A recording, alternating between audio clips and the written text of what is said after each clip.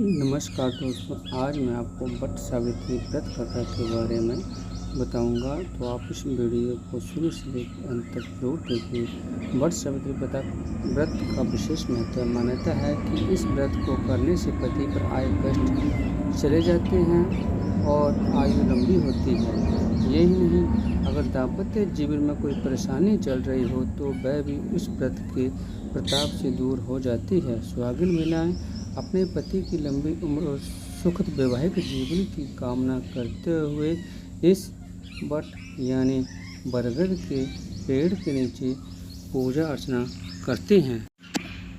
इस व्रत को लेकर काफ़ी मतभेद हैं। स्कंद पुराण तथा भविष्य उत्तर पुराण के अनुसार ज्येष्ठ मास के शुक्ल पक्ष की पूर्णिमा को ये व्रत करने का विधान है। वहीं निर्णय अमृत आदि के अनुसार ज्येष्ठ मास की अमावस्या को व्रत करने की बात कही गई है।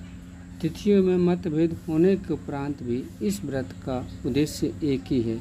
कई महिलाएं इस व्रत को ज्येष्ठ मास की त्रयोदशी से अमावस्या तक करने में विश्वास करती हैं और इसी प्रकार शुक्ल पक्ष की त्रयोदशी से पूर्णिमा तक करती हैं। जो भगवान विष्णु की पूजा करते हैं, ज़्यादातर इस व्रत को पूर्णिमा में ही स्त्रियां करती हैं। इस दिन सावित्री और सत्यवान की कथा सुनने का विधान है। मान्यता है कि इस कथा को सुनने से मनोवांछित फल की प्राप्ति होती है। पौराणिक कथा के अनुसार सावित्री मृत्यु के देवता यमराज से अपने पति सत्यवान के प्राण वापस ले आई थी। वट सावित्री व्रत के दिन शनि जयंती भी मनाई जाती है। वट सावित्री व्रत का महत्व। वट का मतलब होता है बरगद का पेड़।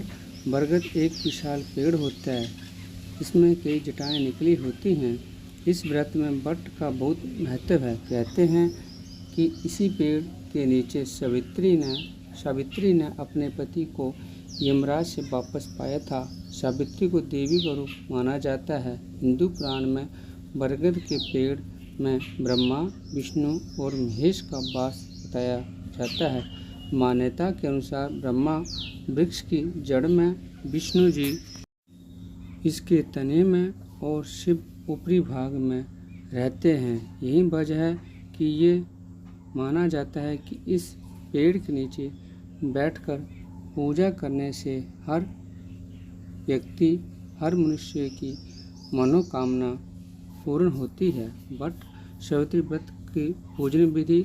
वट सावित्री व्रत के दिन सर्वप्रथम विवाहित यानी सुहागिन महिलाएं सुबह उठकर अपने नित्य क्रम से निवृत्त हो स्नान करके शुद्ध हो जाएं, फिर नए वस्त्र पहनकर 16 श्रृंगार कर लें। इसके बाद पूजन की सभी सामग्रियों को डलियां या थाली में सजा लें। वट वृक्ष के नीचे जाकर भांग पर सफाई कर सभी सामग्री रख लें। सबसे पहले सत्यवान एवं सावित्री की मूर्ति स्थापित करें। अब धूप, दीप, रोली, सिंदूर से पूजन करें। लाल कपड़ा सत्यवान और सावित्री को अर्पित करें तथा फल भी उन्हें समर्पित करें। फिर बांस के पंखे से सत्यवान और सावित्री को हवा करें। बरगद के पत्ते को अपने बालों में लगाएं। अब धागे को बरगद पेड़ में बांधकर यथाशक्ति 5, 11, 21, 51 या 108 बार परिक्रमा करें। इसके बाद सावित्री यानी सत्यवान की कथा पंडित जी से सुने तथा उन्हें यथासंभव दक्षिणा दें तथा यह कथा स्वयं पढ़ें। इसके बाद घर जाकर उसी पंखे से अपने पति को हवा करें तथा उनका आशीर्वाद लें। इसके बाद शाम के वक्त एक बार मीठा भोजन करें। दोस्तों, ये थी वट सावित्री कथा। कैसे की जाती है, किन किन वस्तुओं का प्रयोग किया जाता है और क्या क्या इसमें करना चाहिए, इसके बारे में आपको जानकारी दी। ये जानकारी आपको कैसी लगी कृपया कमेंट जरूर करिए। यदि जानकारी अच्छी लगी है तो इस जानकारी को अपने दोस्तों के साथ शेयर करके उन्हें भी मेरे चैनल और पेज को लाइक और सब्सक्राइब करना कहिए। भगवान